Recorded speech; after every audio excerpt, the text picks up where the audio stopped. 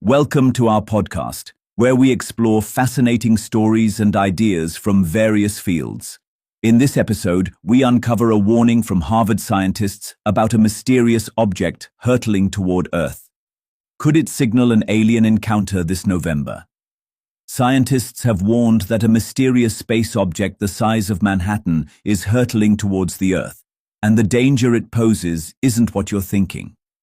According to a new study, the space object may be an alien spacecraft that can attack our planet, possibly in November 2025. The object 3I Atlas, as per researchers, may be an alien technology that could launch a surprise attack on our planet.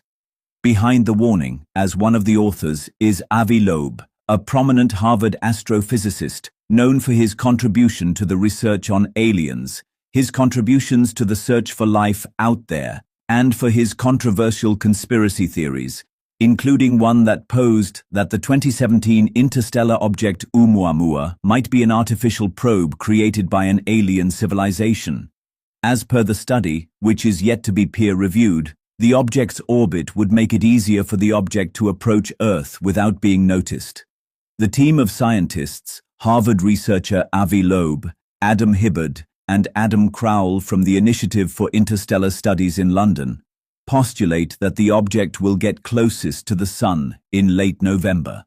They say that at its closest, the object would be hidden from Earth's view, which means that it could carry out a secret high-speed maneuver. As per the study authors, the paper is clearly from a hypothetical point of view and not something they necessarily think would happen. They wrote, "This paper is contingent on a remarkable but, as we shall show, testable hypothesis to which the authors do not necessarily ascribe, yet is certainly worthy of an analysis and a report." However, they also warn that if it were to come true, it would be dire. The consequences, should the hypothesis turn out to be correct, could potentially be dire for humanity and would possibly require defensive measures to be undertaken. Thanks for tuning into this incredible story. Friday, August 1st, is the big date for President Donald Trump's tariffs. On that day, dozens of nations all around the world are going to know the taxes charged on the goods they're trying to sell to American consumers and American businesses. Now, going into this deadline, Trump has had a number of so-called deals with the European Union, Japan, Indonesia, and the Philippines, where he has set rates, and in return, the U.S. has said that those countries' markets will be open to American goods. However, not every country has a deal. We don't know how this is going to play, and we don't necessarily know how permanent any of this could be. President Trump first rolled out his Liberation Day tariffs on April 2nd, only to have to walk them back after the market panicked. What we do know is that the Trump administration is saying the tariff revenues are going to help to reduce the U.S. federal budget deficit, and they're betting that the inflationary challenges won't be worse because of the tariff. And staying with President Donald Trump's visit to Scotland, the U.S. leader has issued another strong warning to Iran. Speaking to reporters at the Turnberry Golf Resort on Monday, the president said that earlier U.S. strikes had wiped out Iran's nuclear capabilities. He then went on to warn that any attempt by Tehran to resume its nuclear program would be met with a much swifter response. Imagine the beating they took. We wiped out their nuclear possibilities. They can start again. If they do, we'll wipe it out faster than you can wave your finger at it. We'll have to do that. We will do that gladly, openly and gladly. The president also accused Tehran of sending disturbing and nasty signals in the wake of the strikes and warned that it should refrain from doing so. They've been saying, Iran's been sending out bad signals, I'll tell you. For a country that just got wiped out, they've been sending very bad signals, very nasty signals. And they shouldn't be doing that. They shouldn't be doing that. The comments come as Iran continues to defend its right to enrich uranium despite airstrikes in June on 3 of its nuclear facilities, Fordow, Natanz, and Isfahan. Washington now has said the targets were part of a program aimed at disrupting Iran's ability to develop a nuclear weapon, an accusation Tehran has repeatedly denied. And over the weekend, President Trump reportedly called Iran's persistence in pursuing its nuclear program stupid. In response to President Trump's threats, Iran's foreign minister warned that any further strikes by the United States or Israel would be met with a stronger, more decisive reaction. Iran knows exactly what happened during the recent American-Israeli aggression, both to us and our adversaries, including the extent of blows that are still being censored. If aggression is repeated, we will not hesitate to react in a more decisive manner and in a way that will be impossible to cover up. Foreign Minister Araghchi also defended Iran's nuclear work, calling it the result of years of investment in peaceful technology, and once again warned against foreign pressure to abandon it. The recent unlawful bombing of Iranian nuclear facilities has proven what we have always stated: there is no military solution. If there are concerns about the possible diversion of our nuclear program into non-peaceful purposes, the military option proved incapable, but a negotiated solution may work. Now, to be clear, the actual extent of damage from the U.S. strikes on Iran remains unknown. America's attacks followed an earlier offensive by Israel, which claimed its goal was to prevent Iran from developing a nuclear bomb. In the subsequent days of the strike, the U.S. claimed it had decimated and completely obliterated Iran's nuclear sites. And over the course of the 12-day war last month, Iran also responded with missile attacks on Israeli cities, as well as one on a nearby U.S. base in Qatar. But it must be noted that Israel's attacks, which killed top commanders and nuclear scientists, has derailed U.S.-Iran nuclear negotiations that began back in April. Since the end of the conflict, the U.S. and Iran have not held any talks on Tehran's nuclear program. However, Iran has maintained contact with Britain, France, and Germany, the European signatories to the 2015 nuclear deal. Collectively known as the E3, the three nations have threatened to invoke the snapback mechanism to reinstate UN sanctions if Iran fails to comply. The deadline to do so is October, and Tehran has warned there will be consequences if they in fact follow through. Now, to put this into some perspective, even before the recent escalation, the U.S. and Iran were locked in a dispute over uranium enrichment. Tehran insists it has a sovereign right to enrich uranium, while Washington has repeatedly called it a red line. The International Atomic Energy Agency has noted that Iran is currently the only non-nuclear state enriching uranium to 60% shy of the 90% required for a bomb.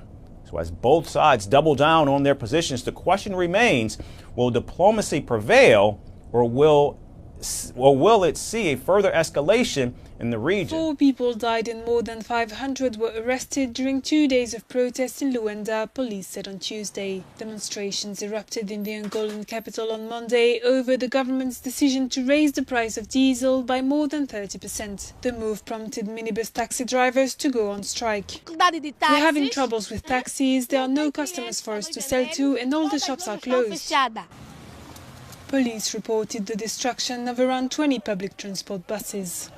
Private cars were also damaged and about 45 shops were vandalized.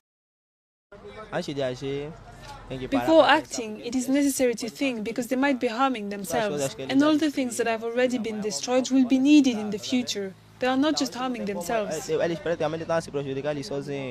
2-day demonstration saw clashes between law enforcement and protesters. Police said on Tuesday that order had been restored in most parts of the city. As detenções vão continuar. Portanto, nós temos dito desde ontem que nós temos imagens.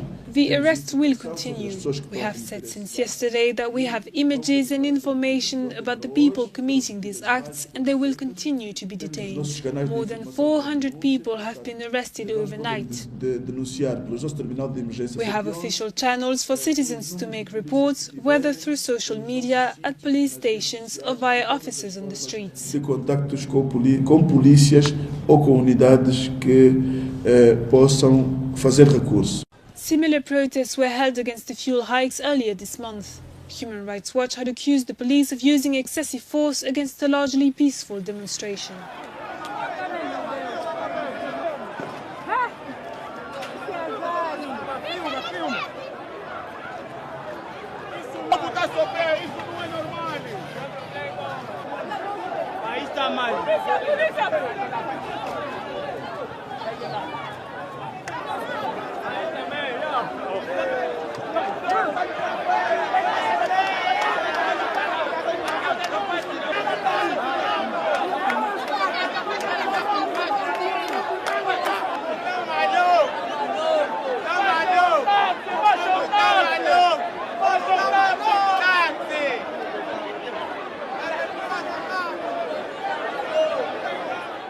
desperation is mounting in Gaza, and amid the rising anger and concern over the humanitarian situation there on the ground, the Israeli foreign minister has said that the situation in Gaza is tough, but there are lies about starvation. The foreign minister has rejected what he called a distorted campaign of international pressure for a ceasefire in the Gaza war and recognition of a Palestinian state. He told reporters that Israel ending the conflict while Hamas is still in power in Gaza and holding hostages would be a tragedy for both Israelis and Palestinians.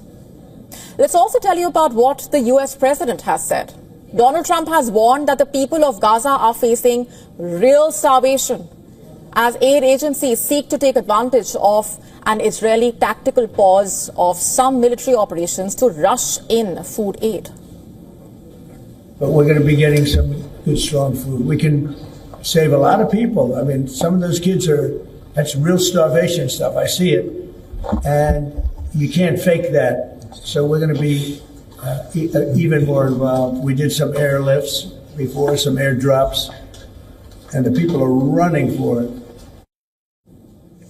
During a meeting with the British Prime Minister Keir Starmer in Scotland, Donald Trump emphasized on the need for the Israeli Prime Minister to ensure aid reaches Gaza. So I think I can speak for the Prime Minister. We're giving money and things. He's got to sort of like run it. Well, I want them to make sure they get the food. I want to make sure they get the food, every ounce of food. I think you want the same thing. U.S. Vice President J.D. Vance has stressed that Israel's got to do more to let the aid in. He's also expressed deep concern over the dire situation in Gaza. The remarks from Trump and Vance came after Netanyahu declared earlier that there is no starvation in Gaza, no policy of starvation in Gaza.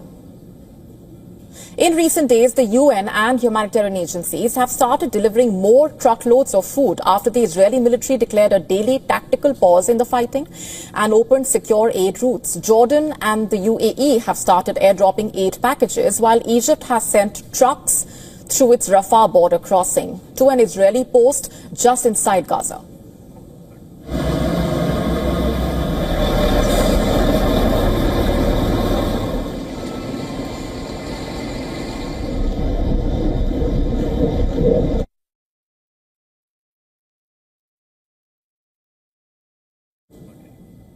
And this is what the inside of an aid package dropped from the sky over Gaza looks like. The boxes shown to news agency Reuters contain about 4 cans of chickpeas, 2 cans of tuna, 2 packs of pasta, 1 pack of rice, lentils, salt and cooking oil.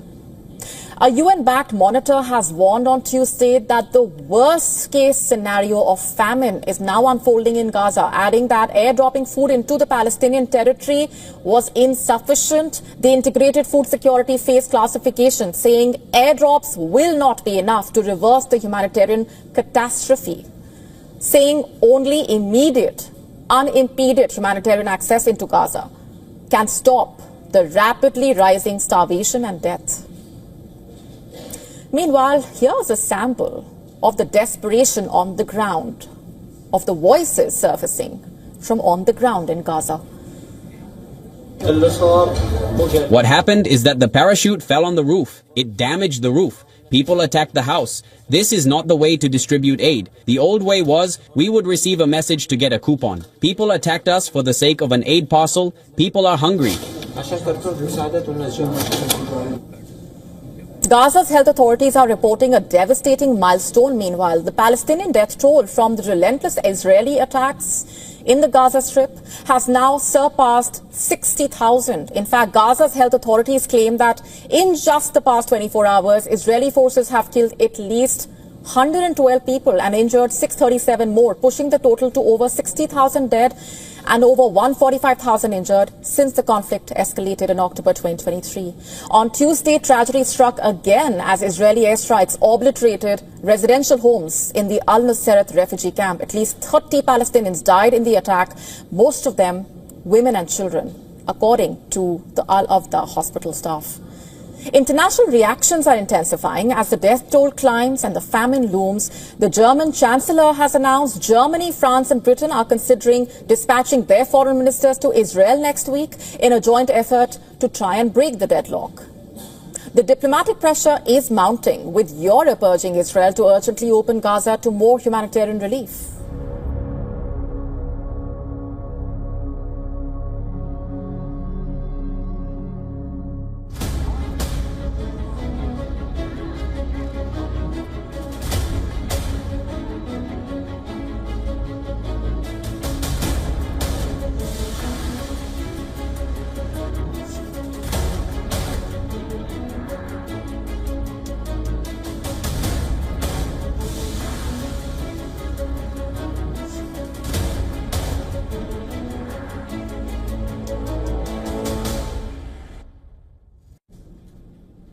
A year's worth of rain fell in less than a week in Beijing, killing at least 30 people and forcing relocation of more than 80,000 people following days of relentless torrential rain.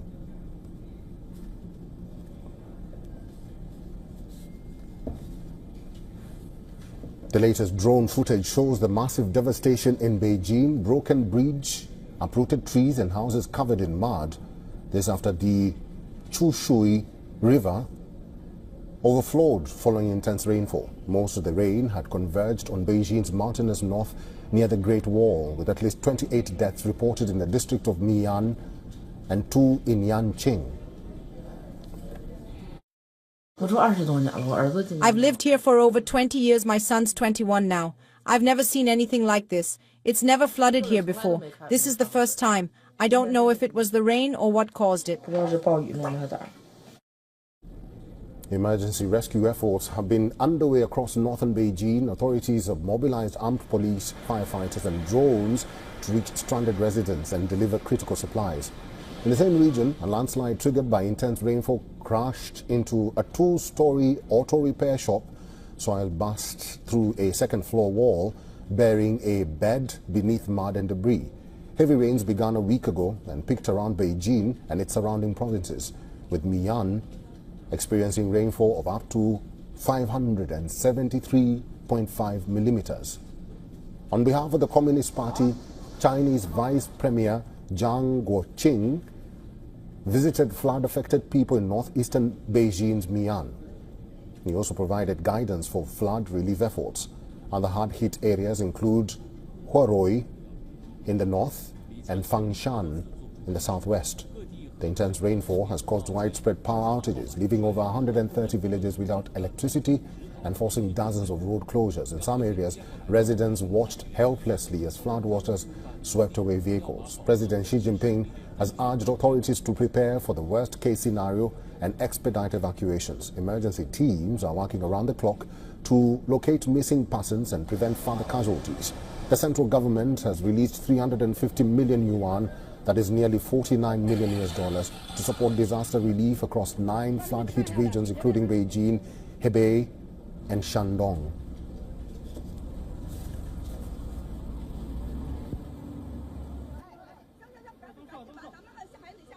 To some breaking news now. There's a threat of a tsunami after a magnitude 8.0 earthquake off the southeastern coast of Russia.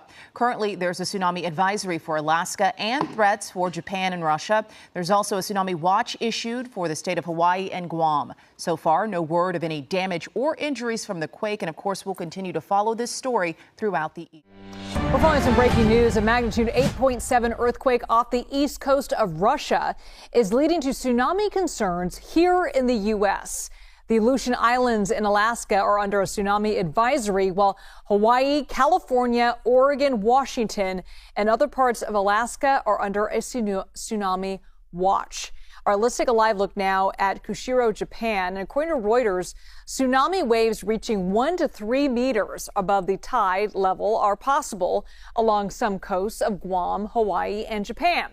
Now, this is all based on information from the U.S. Tsunami Warning System. So I want to bring in Paul Hagen because, Paul, you know, we've unfortunately covered tsunami watches, warnings before, and language is important. There's a difference between a watch, a warning, and advisory, and obviously an alert. And this is still something that's in flux. They're still calculating the most likely magnitude of the waves that would reach the west coast of the United States because that's kind of farthest down the chain. They've got several hours to worry about that. It wouldn't hit the west coast until around midnight Pacific time.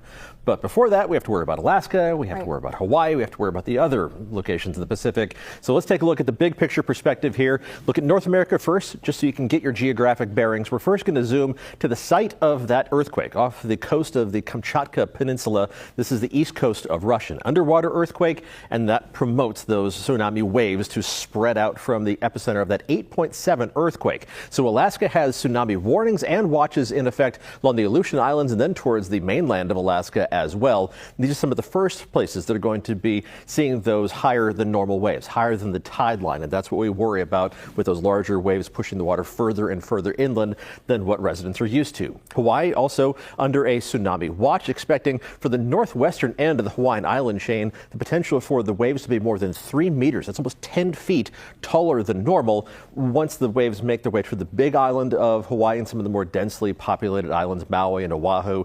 The waves more likely to be in the 1 to 2 meter range, but that's also still subject to recalculation as more data comes in.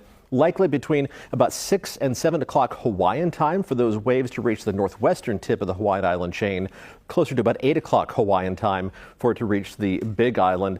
That is in a few hours. So right now it is 2:43 Hawaiian island time. And then after that, the waves are going to make their way towards the west coast. We have tsunami watches in effect from the Pacific Northwest down to the entire coast of California, not likely to reach the San Francisco Bay area until after midnight Pacific time, not till after 1 a.m. around the Los Angeles area. So still several hours away, and we will continue reevaluating that data as the waves make their way across the Pacific and we get some observations in terms of how big the waves actually are.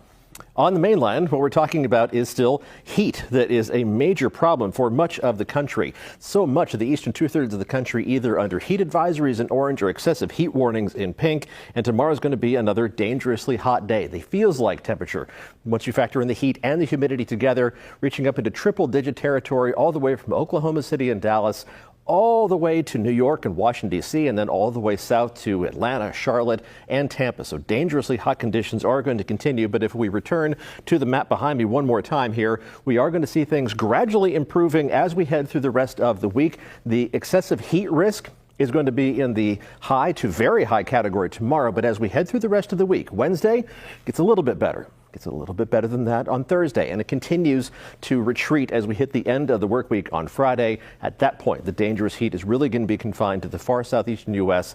and the immediate Gulf Coast. But in the meantime, heat is one of those things that is additive. It's cumulative. It wears you down the longer that it's in place, and it's been in place for a while for so much of the eastern U.S. Yeah, we've seen how deadly it can be if you don't prepare and take care of yourself. Mm-hmm. All right, Paul. Tsunami warning has been issued for the coasts all the way from Hokkaido down to Honshu's Mie Prefecture and Wakayama Prefecture. If you are in any of the areas highlighted in red on the right-hand side map on your screen, that means you are in area under tsunami warning. You need to evacuate right now. Get to higher ground immediately if you haven't done so. And this is very important. Remember, what used to be a tsunami advisory now has been upgraded to tsunami warning. This is much more dangerous than tsunami advisory. So this means you need to get away from coastlines and river mouth which could overflow and go up tall buildings. If there's no raised locations around you, find a tallest building around you and go up that structure. And call on people around you to evacuate with you as well. If you are in any of the areas under tsunami warning, which is highlighted in red on the map on your screen, you need to evacuate right now. You're risking your life if you haven't done so yet. Look around you to see if there's anyone who needs assistance. People with small children, the elderly people, and people with disability often require help. So once you have secured your own safety, call on people around you to evacuate with you as well. If you are listening to this broadcast, you need to initiate the evacuation. Get people around you involved and evacuate with you as well.